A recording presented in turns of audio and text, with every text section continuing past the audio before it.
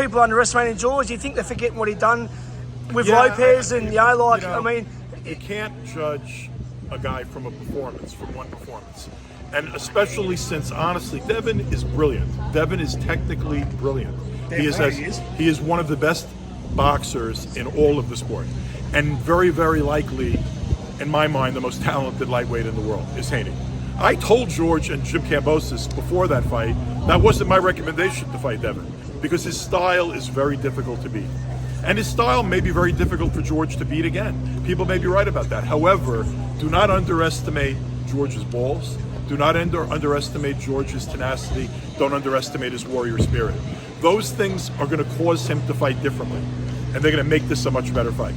So I'm not predicting any result. I'd be crazy to. He got beaten almost every round in the last fight.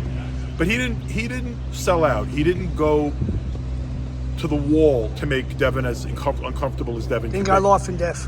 What? Didn't go life and death. He's got to do that. Yeah. And if he does that this time, I think you're going to see a very different fight. I think he has to Anybody that's expecting the same kind of fight from last time is just wrong.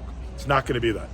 It's going to be a much better fight. He's got to turn into another great Australian legend, Jeff Fennick. He has to fight like that style, like a Mexican. He's got to fight without regard for his well-being. He's got to. He's fighting a guy that you can't box with. You have to make Devin uncomfortable. Devin is too good to box with him and think that you're going to be able to technically outclass him. That's not going to happen. George needs to make him uncomfortable. George needs to make it a brawl. George needs to get inside. And he fucking better know that. And I think he does.